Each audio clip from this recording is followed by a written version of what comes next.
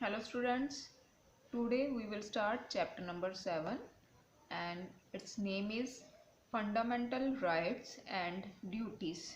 Now what is the meaning of fundamental rights? Firstly we will discuss it. Every country gives some basic rights to their country that are called fundamental rights. Now second term is here the duties. Now what is duties? Along with that rights, we also have some duties towards our motherland that are called fundamental duties. For example, like respect the national flag, national symbols, etc. Now let's start from the starting. First paragraph. After being ruled by the British for almost 200 years, India gained independence on 15th August 1947.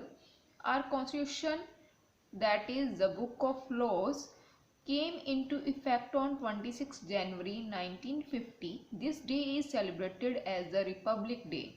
The Constitution declares India to be a sovereign, socialist, secular, democratic and republic. Here they are saying after the British rule, India got independence. Independence means freedom. India got freedom on 15th August 1947. That day we celebrated as a Independence Day. Now next one, they are saying a book of law, that is our constitution, came into effect on 26 January 1950. This day is celebrated as a Republic Day. Now clear what is the Independence Day and what is the Republic Day. Now next one, the constitution declares India to be a sovereign, socialist, secular and democratic and the republic. Now we will discuss it one by one. And first point is here sovereign. Now what is students? First, sovereign. It means that India has an independent authority over its geographical area. It has the ability to look after the interests of its citizens and protect the borders. They are saying India has freedom on its geographical area. It has the ability to look after or to take care of the interests of its citizens and protect the borders area. Now second one, socialist.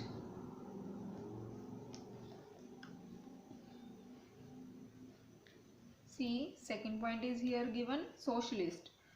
It means that all the citizens of India will be treated equally. The government will not differentiate on the basis of caste, color, religion, etc. All will be equal in eyes of the law. It means that all the citizens of India will be treated equally and government can't differentiate on the base of caste, color, religion, etc. In the front of law, all are equal. Now third one is secular. It means that the government institutions and their representatives should remain separate from religious institutions, their beliefs, and treat all the citizens equally. There is no official or state religion in India. People of all religions are equal in the eyes of law. They are saying it means that all the institutions of India, they remain separate from religious institution.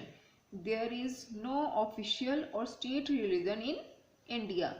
People of all religions are equal in the front of law. Next one is democracy. It is a form of government in which the citizens have an equal say in the decisions which affect their lives. Every citizen of India above 18 years has the right to vote and elect people who form the government. The people are called representatives. Therefore, a democracy is the government of the people, by the people and for the people. A democracy is a government of the people, by the people and for the people. It is a definition of democracy. Now see, in democratic country, every citizen, those are above 18, has a right to vote and elect the government. Now next one is republic. Republic is a form of government in which the head of the state is elected by the people. In India, the president is the nominal head of the state.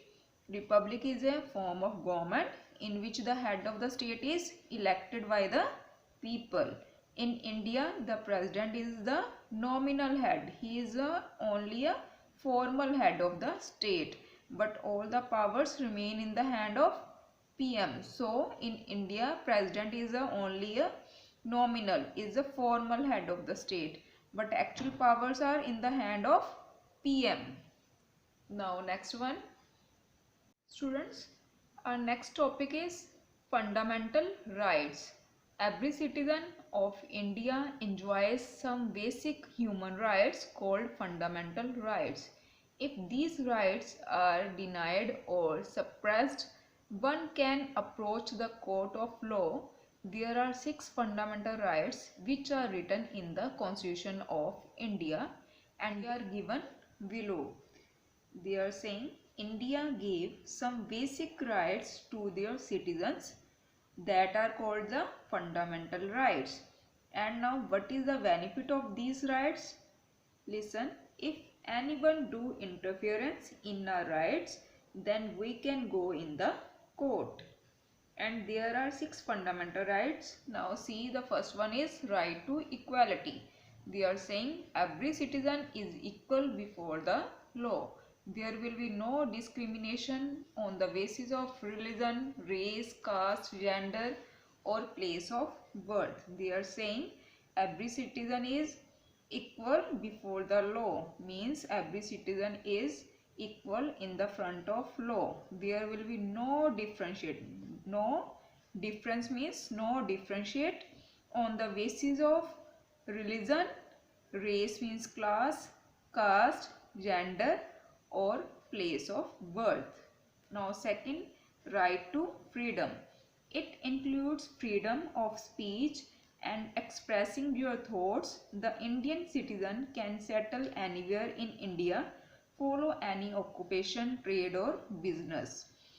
In this point, right to freedom, it includes freedom of speech. We have freedom of speech and we can tell our thoughts. The Indian citizens can settle anywhere in India and we are Indian citizens and we can settle anywhere in India. Any part of India we can settle there. And we can follow any occupation. Occupation means job, trade, business. Here we can follow any job or business according to their own choice. Now third one is right against exploitation. Exploitation means like a ill treatment. This right protects the citizens from being ill-treated or made to work without compensation. No child below the age of 14 years can be employed for any kind of labor. They are saying this right protects the citizen from being ill-treated. Clear? This right protects the citizen from the exploitation or made to work without compensation, and we will get payment, or if we are doing any work then we will get, surely we will get the payment also. Compensation means payment. And no child below the age of 14 can be employed for any kind of labor. Next one is right to freedom of religion. India is a secular country where every citizen has a right to follow and practice any religion.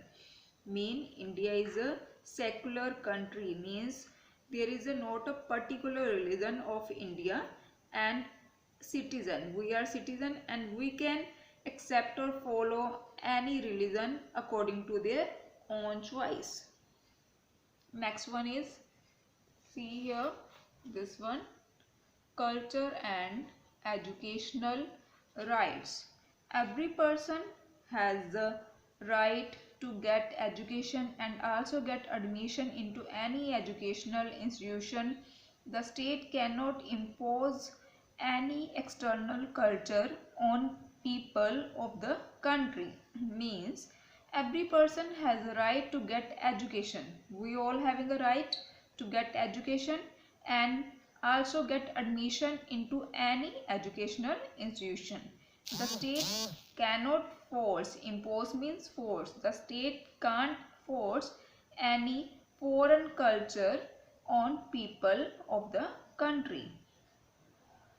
The state can't force us follow the foreign culture. Next one, right to constitutional remedies.